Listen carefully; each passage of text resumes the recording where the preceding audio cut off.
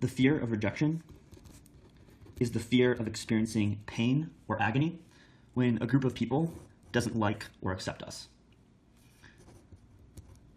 We think that if we are rejected, there will always be large amounts of pain, and that fear can lead us to avoiding these situations altogether because it's our body's way of protecting us from feeling pain. And if we avoid the situation completely, we do not experience that same level of perceived pain.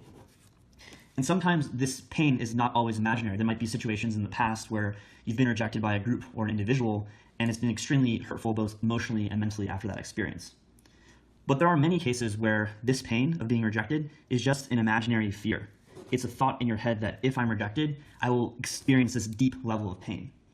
And this fear comes up in not just group situations like at a party, but also, if you met an interesting person and you're thinking about reaching out to them, but you're afraid that they might not like you, so you just don't text them. Or there's a sales call that would be great to make, but you think that they might not buy whatever you're selling or be interested in your product, so you don't do it out of fear of protecting yourself. You don't do it. Or finally, there might be a person that you've liked for a long time and you're interested in, and you just don't want to go through the pain of them saying no. The solution to this is to desensitize yourself both to the thought that there will be pain in every case where you're rejected, and to the actual pain that you might feel in your mind and your body when you're rejected. Because if you're able to do these things, what are you afraid of? And so this fear, if there's no perceived pain and there's no actual pain, then this fear becomes useless.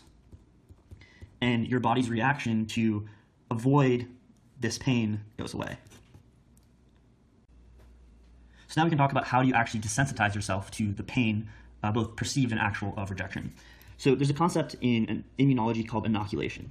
And I've actually done this. So I used to be very allergic to bees. And so if I got a bee sting on my arm, I would have a huge shock from that. I'd get hives, and I'd have to get an EpiPen to prevent me from hyperventilating. And the way that I was able to make it so I can be stung by bees now is that they gave me, over the course of a year, increasing dosages of bee venom. So starting off very small where the body could handle that, and increasing over time, that by the end of the year, they were giving me a full dose of bee sting every 6 weeks, and the body was able to handle that. So in the same sense, if you're very afraid of the rejection, the idea of going up to someone and being rejected by them is like getting a full bee sting. It's just too much rejection to handle, where it actually will not be helpful in any way to your body. So we have to start small. And the first step would be just getting over the perceived idea that everyone will reject you. So one way to do that is simply going up to a stranger, and maybe that might be so simple, but asking them, what time is it? So if you think about the situation where here's you go up to a person and just ask them, what time is it? There's very little chance in that situation that they're going to reject you or tell you off. They're just going to be helpful and tell you what time it is. So if you see any sort of hesitation in yourself to go up to a complete stranger and ask them what time it is, then that's the first little dosage of bee venom for you. It's the first step in experiencing an acceptable level of pain of rejection to start building that tolerance level. So as a first exercise, you could go up to 10 strangers and just ask them, what time is it? Now, once you're comfortable with something like that, the second step would be something that might be a little bit harder, which is saying hi to a stranger. And in this situation, it is actually possible to get rejected. They might not smile back, they might look away, they might feel weird, they might feel awkward. So that's sort of the next level dose of pain of rejection, is that you're actually experiencing rejection, but then in this desensitization process, your body is able to handle that the more and more times you go through that. So basically what you're doing in that case is, yes, you are getting rejected sometimes, but you're seeing that pain of rejection is far less than what you perceived it to be.